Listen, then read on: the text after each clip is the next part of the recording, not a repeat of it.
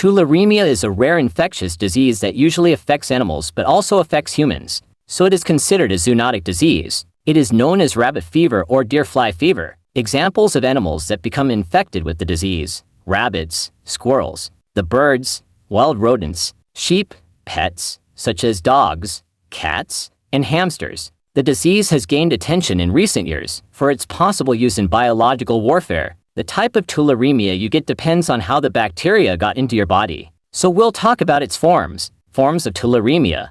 There are several forms of the disease, including ulceroglandular tularemia. The most common form occurs after a fly bite or after an infected animal is delivered, and the infection is through the skin. Pneumonia tularemia. The most dangerous form of the disease is caused by inhalation of dust-containing bacteria. It results when a glandular ulcer is left untreated and the bacteria spread through the blood to the lungs. Glandular tularemia. It occurs as a result of the bite of an infected fly or handling infected animals. Oculoglandular tularemia. It occurs when bacteria enter through the eyes or during the slaughter of an infected animal that touches its eyes. Oropharyngeal tularemia. It occurs as a result of eating food or drinking contaminated water. Typhoidal tularemia. Causes of tularemia. Tular disease occurs worldwide, especially in rural areas, and is caused by infection with the bacterium Francisella tularensis. Bacteria are highly resilient and able to survive in the environment for weeks. Low-dose bacteria cause infection due to their ease of spread and high severity, so they are used in bioterrorism.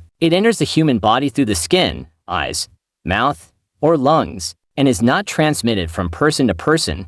Methods of transmission of infection. Most infectious diseases are transmitted through one path, but it has several ways, including tick or deer fly bites, contact with the skin, hair, or flesh of infected animals, drinking contaminated water, inhaling contaminated spray or contaminated agricultural and garden dust, bioterrorism, exposure to bacteria in the laboratory, eating undercooked meat from an infected animal, through bites, scratches and cuts in the skin. Risk factors: living in places where ticks are common, hunting or decoy handling, landscaping, abattoir or wildlife workers and veterinarians. Symptoms of tularemia. Symptoms vary depending on its form. Some are asymptomatic or mild to life-threatening. Symptoms appear within 3 to 5 days of infection with the bacteria. These symptoms, depending on each form, include ulceroglandular tularemia. Symptoms include a skin ulcer at the site of the bite or the site of contact with the infected animal, enlarged lymph nodes near the site of infection,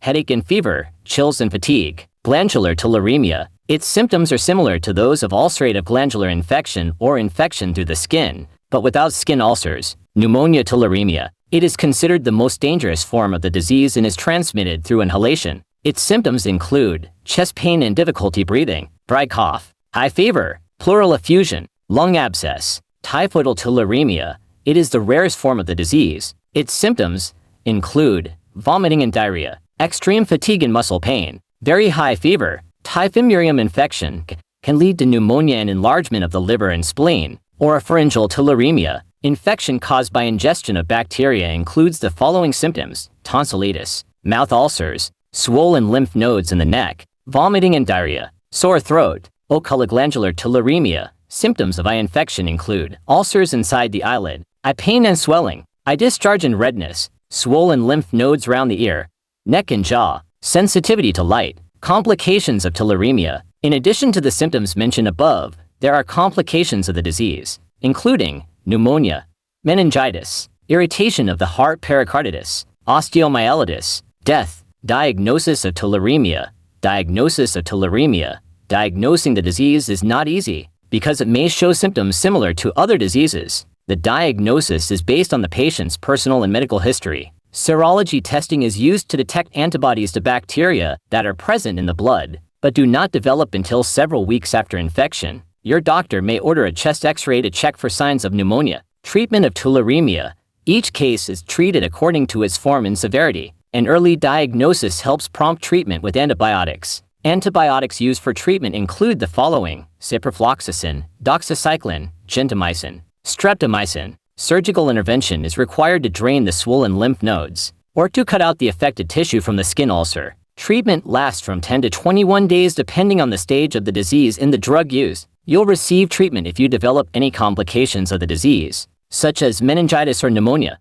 Methods of prevention. Prevention includes taking basic safety precautions to avoid contracting the disease, including avoid sick or dead animals, wear clothing that covers exposed skin, use insect repellent, drink clean water, cook meat well, avoid leaving your pet outside unattended, wash hands well after handling an animal, wear long pants and sleeves in the woods to avoid tick bites. In conclusion, dear viewer, tularemia is rare, but care must be taken from it, so follow prevention methods to enjoy good health.